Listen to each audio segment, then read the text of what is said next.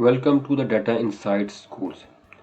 آج ہم پائی کیرٹ کے بارے میں جو ہے وہ ڈسکس کریں گے۔ پائی کیرٹ ایک نیولی جو ہے 2019 کے اندر ایک پائتھون کی لائبریری کریٹ کی گئی۔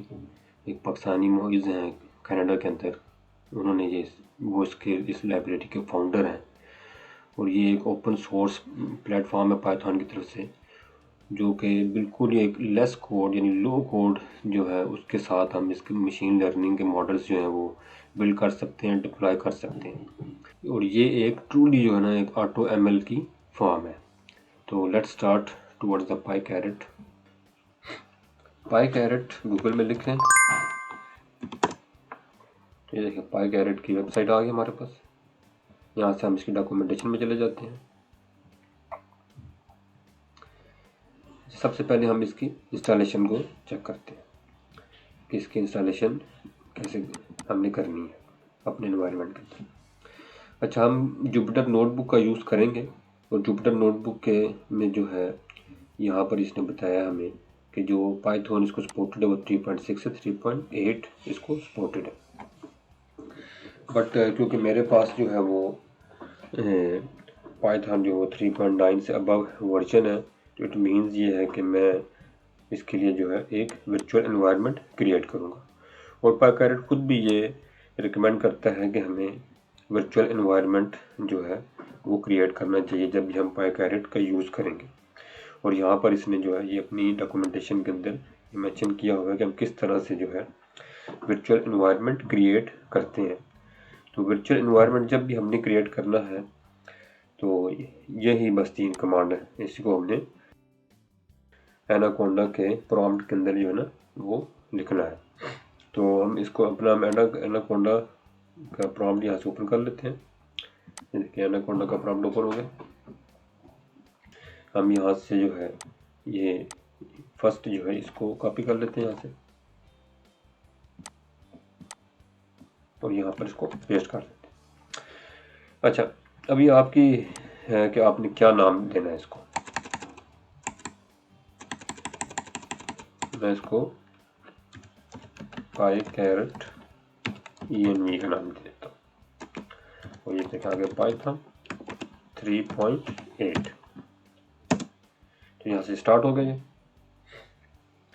تو اب یہ ورچوئل انوائرمنٹ کریٹ ہو رہا ہے ایناکونڈا کے انوائرمنٹ کے اندر۔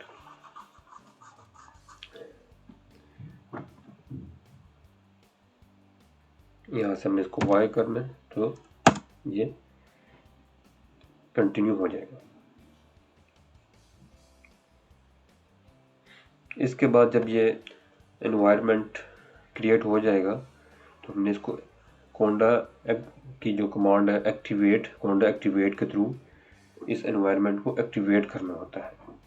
تو جو یہ انوائرمنٹ ورچوئل انوائرمنٹ کمپلیٹ ہوگا تو آپ دیکھیں گے کہ میں کونڈا ایکٹیویٹ اور اس انوائرمنٹ کا نام لکھوں گا تو یہ انوائرمنٹ ایکٹیو ہو جائے گا، اور پھر ہم اس انوائرمنٹ کے اندر ہی جوپیٹر نوٹ بک کو اوپن کریں گے جس کے اندر ہم اب سارا کام کریں گے۔ تو یہ دیکھیں یہاں پر یہ خود ہی بتا رہا ہے کہ اگر آپ نے اس کو ایکٹیویٹ کرنا ہے تو یہ کمانڈ یوز کرنی ہے، اور جب ہم نے اس انوائرمنٹ کو ڈی ایکٹیویٹ کرنا ہے تو پھر ہم نے یہ یوز کرنا ہے۔ تو ہم یہاں سے اس کو کاپی پیسٹ کر لیتے ہیں، اور یہاں پر بھی آپ دیکھیں تو انہوں نے یہ بتایا ہوا ہے کہ جب بھی آپ نے جو ہے اپنا کام کرنا ہے تو اس کو ایکٹیویٹ کرنا ہے۔ تو اب یہاں پر ہم نے اس کو ایکٹیویٹ کر دیا۔ یہ دیکھیں جو ہی ایکٹیویٹ ہوگا یہ تو یہ بیس کے پیچھے جو ہے یہ پائی کیرٹ -ENV آ گیا۔ تو اب ہم ایک ایناکونڈا کے اندر ایک ورچوئل انوائرمنٹ میں چلے گئے ہیں، اور اس کا ہم نے نام رکھا ہے پائی کیرٹ -ENV۔ اس کے اندر اب ہم اپنی جوپیٹر نوٹ بک کو لانچ کریں گے۔ تو سمپل جوپیٹر نوٹ بک لکھیں گے تو جوپیٹر نوٹ بک لانچ ہو جانی چاہیے۔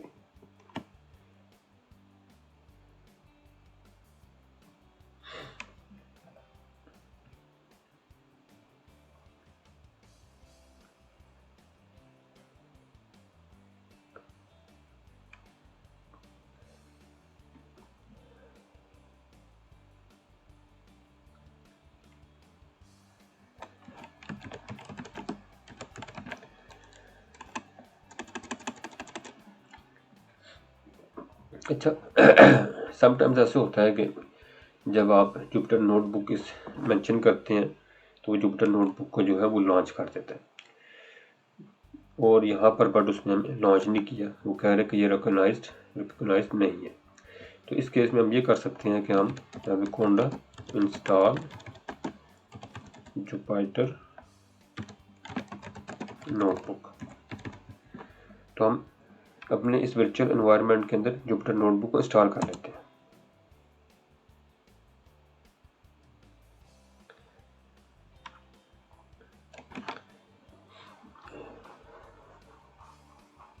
ये देखिए, तो हमारे वर्चुअल एनवायरनमेंट के अंदर जुपिटर नोटबुक इंस्टॉल हो गई है, हो रही है अभी। तो जो ही ये इंस्टॉलेशन इसकी जुपिटर नोटबुक की वर्चुअल एनवायरनमेंट के अंदर कंप्लीट हो जाएगी, तो आप देखेंगे कि यहाँ पर ये जो एनाकोंडा का फोल्डर है, यहाँ पर हमें एक ये जुपिटर नोटबुक है, तो हमें एक जो है वर्चुअल एनवायरनमेंट की, जो पाईकैरेट एनवायरनमेंट की भी जुपिटर नोटबुक यहाँ पर नज़र आएगी। अब इंस्टॉलेशन कंप्लीट होने दें आप।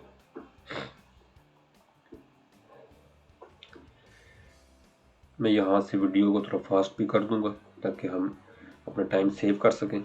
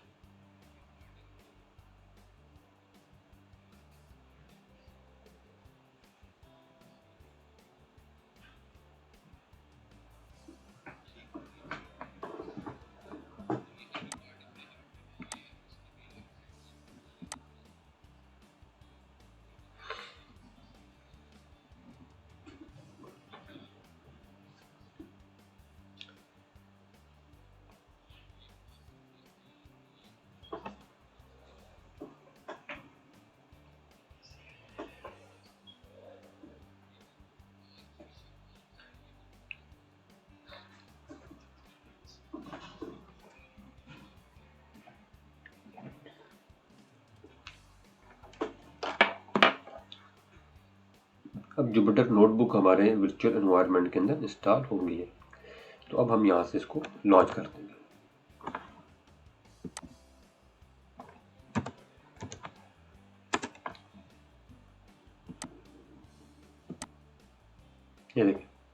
یہاں پر بھی آ گئی ہے. پہلے ہمارے اپنے اناکونڈا کے اندر جو ہماری سمپل جوپیٹر نوٹ بک ہے وہ نظر آ رہی ہے. اب جو ہم نے ورچوئل بنائی ہے تو وہ بھی ہمیں نظر آ رہی ہے. اب اس کو ہم یہاں سے بھی لانچ کر سکتے ہیں اور ہم اس کو یہاں اپنے اناکونڈا کا جو پرامپٹ ہے اس سے بھی جوپیٹر نوٹ بک لکھیں گے تو لانچ ہو جانی چاہیے.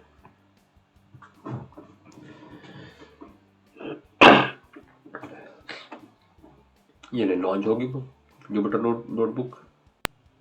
اب جوپیٹر نوٹ بک لانچ ہو گئی ہے. اب ہم اس میں جو ہے یہ دیکھیں، یہ میں نے پائی کیرٹ کے نام سے ایک فولڈر بنایا ہوا ہے.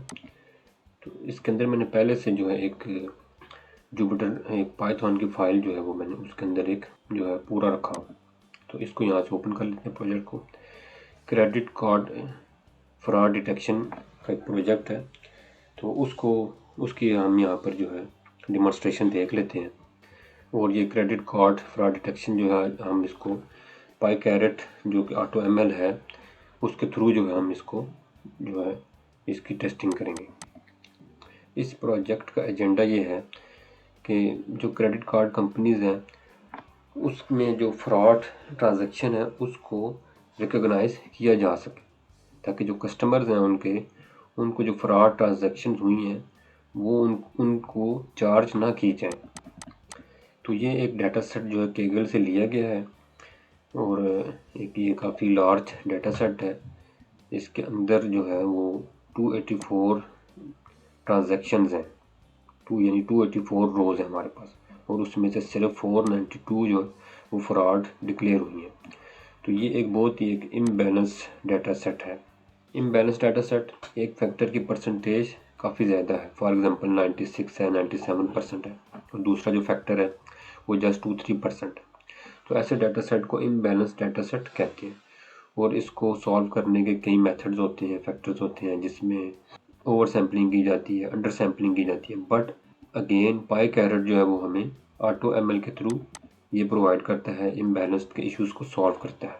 تو اس نوٹ بک کے اندر جو ہے ہم اپنا یہ ڈیٹا سیٹ لوڈ کریں گے اور اس کے اوپر سمپل ڈیٹا انالیسس دیکھیں گے، اور پھر ہم پائی کیرٹ کے تھرو جو ہے وہ ماڈل بلڈنگ کریں گے اور اینڈ میں پریڈکشن کریں گے.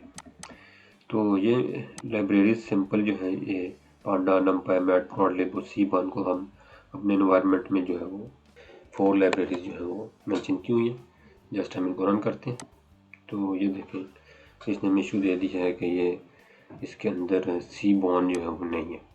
اچھا، وہ یہ ہے کہ ہم نے کیونکہ ایک ورچوئل انوائرمنٹ کریٹ کیا ہے تو اس کے اندر سی بان آلریڈی نہیں ہے.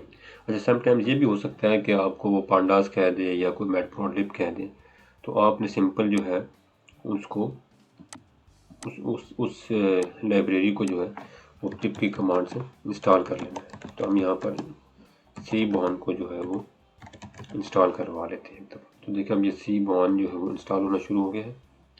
یہاں پہ پیچھے اسٹیٹک بنا ہوا ہے، اس کے مینس کہ یہ پروسیسنگ کے اندر ہے. تو جب سی بان ہو جائے گا انسٹال اس انوائرمنٹ میں تو ہم دوبارہ سے جو ہے امپورٹ کی جو ہے کمانڈ کو رن کر دیں گے.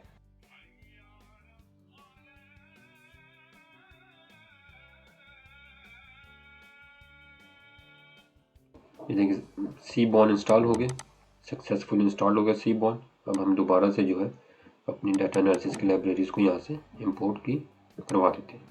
تو اب یہ یہاں پر امپورٹ ہو گئی ہے. تو یہ ہمارے پاس ایک ڈیٹا سیٹ ہے آلریڈی جو ہے وہ میں نے اسی فولڈر کے اندر یہاں پہ رکھا ہوا ہے. اس کو یہاں پر ہم اپلوڈ کرواتے ہیں. ایک لارج ڈیٹا سیٹ ہے تو اس وجہ سے اس کو ذرا ٹائم لگے گا. تو یہ دیکھیں اس کے فرسٹ 5 روز بھی ہم نے یہاں پر ڈسپلے کروا دی ہیں اس کمانڈ کے تھرو، اور ہم دیکھ سکتے ہیں کہ سارا ڈیٹا سیٹ جو ہے وہ نومیریکل ہے. یہ اماؤنٹ ہے اور جس کی کلاس آگے ہے کہ ٹرو ٹرانزیکشن ہے یا false transaction. Simple data analysis دیکھتے ہیں، اس کی شیپ چیک کر لیتے ہیں.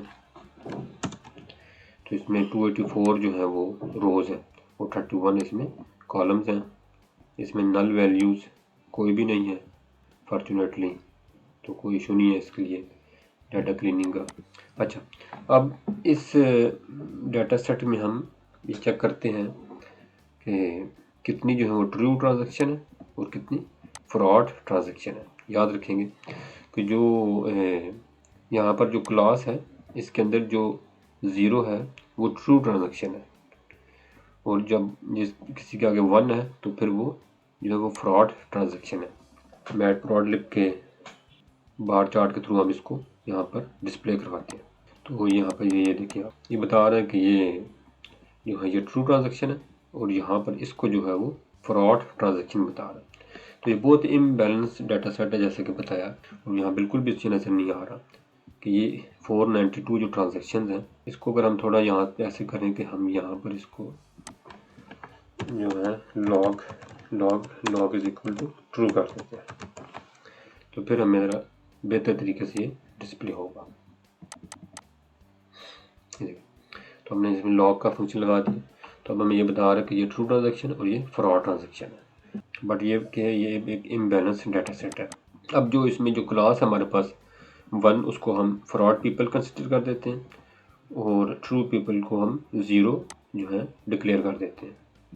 اور اب ہم دیکھتے ہیں کہ فراڈ کتنے، 492 اس میں فراڈ ہے ٹرانزیکشنز، اور ریسٹ جو ہے وہ ٹرو ٹرانزیکشنز ہیں۔ فراڈ کا جو ڈیٹا ہے ہم اس کو ڈسکرائب کرتے ہیں، تو اب یہ دیکھیں فراڈ بھی ڈسکرائب ہو گیا، اور یہاں سے ٹرو کو ڈسکرائب کروا دیتے ہیں۔ تو اب دیکھیں فراڈ اور ٹرو میں ڈفرنس چیک کریں، اس کا مین چیک کریں کہ 122، اور اس کا مین چیک کریں 88، مینس کہ جو فراڈ ٹرانزیکشن تھی وہ کافی ہائی ٹرانزیکشن تھی۔ اس سے بھی پتہ چلتا ہے کہ جو فراڈ ٹرانزیکشن ہوئی بہت لیس ٹرانزیکشن ہے، بٹ ان کی جو 1 ٹرانزیکشن کی جو کوانٹٹی ہے وہ بہت ہی ہائی ہے، جبکہ دوسرے جو نارمل ٹرانزیکشن ہے، ٹرو ٹرانزیکشن ہے، وہ آرڈینری ٹرانزیکشنز ہیں، وہ بالکل ایک نارمل وے سے جو ہے لو کوانٹٹی کے اندر جو ہے وہ ہوئی ہیں۔ اب آگے ہم اپنی فراڈ اور جو ٹرو ٹرانزیکشن ہے اس کو ہسٹوگرام سے بھی جو ہے وہ ڈسپلے کرواتے ہیں۔ یہ دیکھیں، تو یہاں پر وہ بتا رہا ہے کہ یہ جو ہے یہ ٹرو ٹرانزیکشن ہے اور یہ فراڈ ٹرانزیکشن ہے، اور فراڈ ٹرانزیکشن کلیئرلی جو ہے نا وہ پتہ چل رہا ہے کہ یہ جو ہے یہ کافی ہائی ٹرانزیکشن ہوئی، اور ٹرو ٹرانزیکشن جو ہے وہ اس کی ڈسٹریبیوشن چیک کریں، بالکل سموتھ ڈسٹریبیوشن ہے اس کی۔ یہاں سے ہم اپنے جو ہے وہ ڈیپینڈنٹ اور انڈیپینڈنٹ فیچرز کریٹ کرتے ہیں۔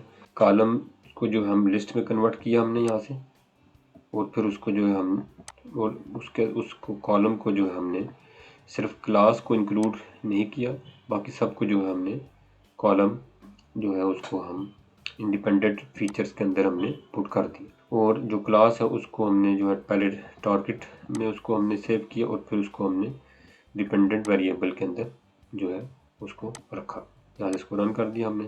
تو ہم کی ایکس کی شیپ اور وائی کی شیپ چیک کرتے ہیں، رکھ دیا، تو ایکس کی جو شیپ ہے وہ 284 اور پلس 30 کالم، جبکہ وائی کی شیپ میں صرف جو ہے وہ 24 روز ہے، بٹ اونلی 1 کالم ہے اس میں۔ یہاں سے یہ دیکھیں دوبارہ اپنے ڈیٹا کو اگر دیکھیں تو یہ جو ہے یہ ہمارے پاس یہ وائی ویریبل ہے، اور باقی ریسٹ جتنا بھی ہے یہ ایکس ویریبل ہے۔ اب ہم اپنی ماڈل بلڈنگ سٹارٹ کرتے ہیں۔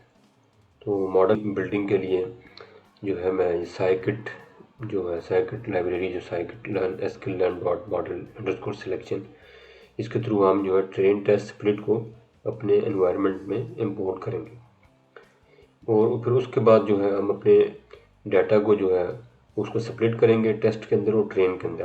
تو اس کے لیے جو ہے وہ ٹیسٹ کا سائز جو وہ 30% رکھا ہے، اور ٹرین کا پھر 70% کنسیڈر ہو جائے گا، اور ہم اس کو اسکیٹر کر لیتے ہیں x train x test Y train Y test, اور یہ ہم اس لیے کرتے ہیں کہ ہم اپنے ڈیٹا کی ویلیڈیشن کرتے ہیں، ٹیسٹ کا جو سائز ہے اس کے تھرو ہم ویلیڈیٹ کریں گے، اور پھر ہم اس سے ایکوریسی جو ہے اپنے ماڈل کی چیک ہوگی کہ اس کی ایکوریسی کی پرفارمنس کتنی آئی ہے۔ تو اس کو یہاں سے ہم رن کر دیتے ہیں۔ اب یہ سکسیزفلی ایگزیکیوٹ ہو گیا ہے، ہمارا جو ڈیٹا ہے وہ اس کا جو ٹیسٹ سائز ہے وہ 30% بن گیا ہے۔ اب ہم پائی کیرٹ جس کے لیے جو ہے جس کے اندر یہ پورا مشین لرننگ کا ماڈل جو ہے وہ بلڈ کیا جا رہا ہے اس کو سٹارٹ کرتے ہیں، اور اسی کے لیے جو ہے جیسے بتایا کہ یہ اوپن سورس پلیٹ فارم ہے، اور بہت ہی لیس کوڈ کے ساتھ ہم اپنا مشین لرننگ کا ماڈل بلڈ کر سکتے ہیں۔ سب سے پہلے ہم یہ کیا کریں گے کہ ہم اپنے اس ورچوئل انوائرمنٹ کے اندر پائی کیرٹ کو انسٹال کر لیتے ہیں۔ تو سمپلی یہ کمانڈ ہے، یہ دیکھ لیں سمپل۔ تو یاد رکھیے گا پائی کیرٹ جو ہے وہ پائتھن کے 3.6 سے 3.8 ورژن کے ساتھ کمپیٹیبل ہے۔ کمانڈ کو جو ہے وہ ایگزیکیوٹ کر دیا ہے۔ اب یہ پائی کیرٹ جو ورچوئل انوائرمنٹ کے اندر انسٹال ہونا شروع ہو گیا ہے۔ پائی کیرٹ ہمارے انوائرمنٹ میں انسٹال ہو چکا ہے۔ اس نے کافی ٹائم لیا، آلموسٹ 4-5 منٹس لے لیے، تو میں اس لیے یہاں سے ویڈیو کو جو ہے وہ فارورڈ کر دوں گا۔ کوئی بھی ٹول جس وقت انسٹال ہو جائے تو اس کا بیسٹ بھی یہ ہے اس کو چیک کرنے کے لیے کہ وہ ہمارے انوائرمنٹ میں ہے تو اس کا ورژن چیک کر لیا جائے۔ پائی کیرٹ کی انسٹالیشن کے بعد ہم نے اپنے پائی کیرٹ کے ورژن کی کمانڈ کو رن کیا ہے، تو اس نے ہمیں بتایا ہے کہ اس کا ورژن ہے 2.3.10۔ اس کے بعد ہم اپنے ڈیٹا کو دوبارہ ڈسپلے یہاں پر میں نے پہلے سے کروایا ہوا ہے، تو آپ یہ دیکھ سکتے ہیں کہ سارا ڈیٹا جو یہ نومیرک ڈیٹا ہے، اور اس میں یہ جو سارا جو یہ ڈیٹا سیٹ ہے اس کو ہم نے جو اس کے جو فرسٹ 30 کالمز ہیں وہ انڈیپینڈنٹ ویریبلز ہیں، اور یہ جو لاسٹ ہے یہ کلاس یہ ڈیپینڈنٹ ویریبل ہے۔ اور اس کے بعد اس انوائرمنٹ میں ہم اپنے پائی کیرٹ کے سب کلاسیفیکیشن جتنے بھی ماڈلز ہیں اس کو امپورٹ کر لیں گے اس کمانڈ کے تھرو۔ یہ کمانڈ آپ کو کیسے پتہ چلے گی کہاں سے ہم نے لی؟ ہم پائی کیرٹ کی ڈاکومنٹیشن میں جائیں گے اور یہاں سے ہم فنکشنز کے اندر انیشلائز میں جائیں گے، تو یہاں پر اس پائی کیرٹ کی جو ڈاکومنٹیشن میں بتایا گیا ہے کہ یہ جو ہے یہ انیشلائز کے لیے آپ نے کیا کمانڈ لینی ہے۔ تو سب ماڈلز کلاسیفیکیشن ماڈل ہم نے اپنے انوائرمنٹ میں لے لیے۔ اس کے بعد ماڈل کیسے بلڈ کرنا ہے یہاں پر جو ہے نا یہ بتایا جا رہا ہے۔ تو ہم نے بھی اپنے ڈیٹا کو ڈی ایف میں رکھا ہے اور ٹارگٹ کلاس کی صرف کلاس ہے یہاں پر، یہ دیکھیں۔ تو یہاں پر جب آپ اس کو رن کریں گے تو سب سے پہلے ایک پاپ اپ ونڈو آئے گی۔ کس طرح کی پاپ اپ ونڈو ہونی ہے؟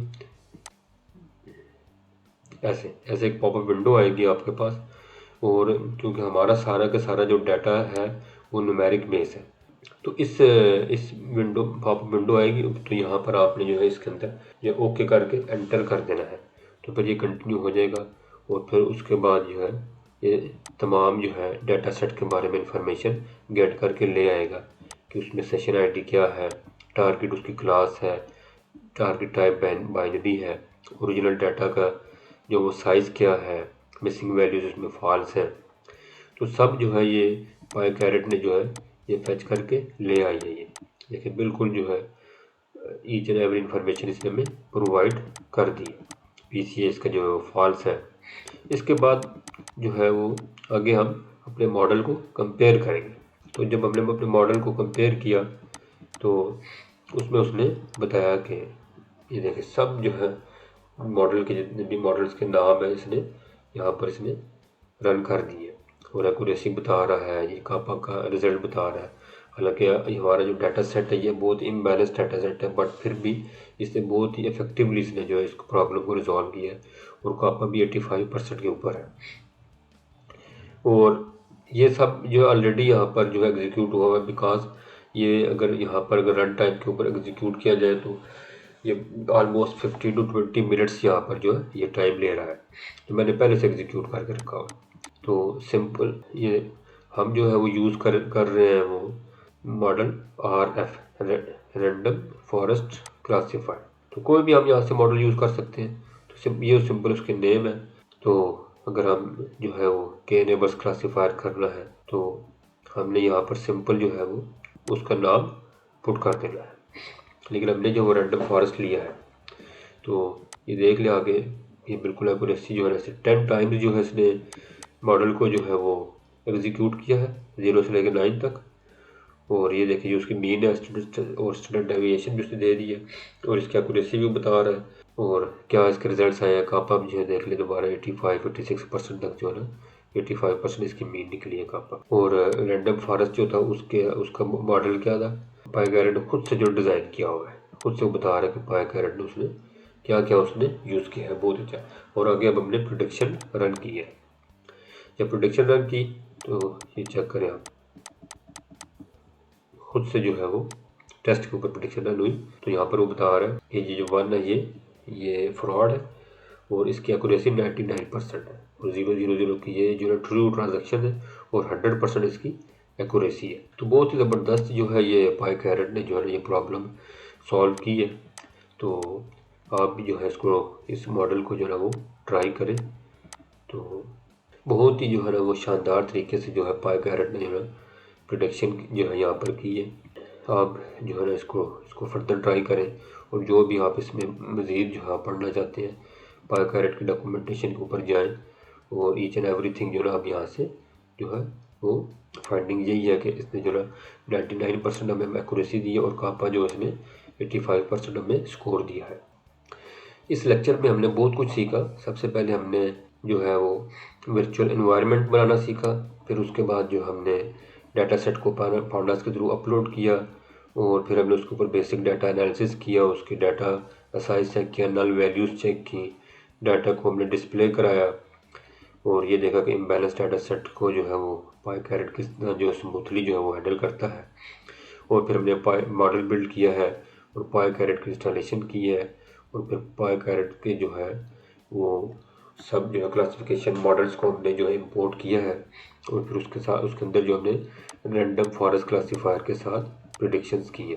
تو یہ نوٹ بک کی جو فائل ہے، یہ گٹ ہب کا جو لنک نیچے پرووائڈ کر دیا جائے گا ڈسکرپشن کے اندر، اس میں یہ اویلیبل ہوگی۔ Thank you so much for watching, اور اگر ابھی تک آپ لوگوں نے چینل کو سبسکرائب نہیں کیا ہوا تو کائنڈلی چینل کو سبسکرائب کر لیں۔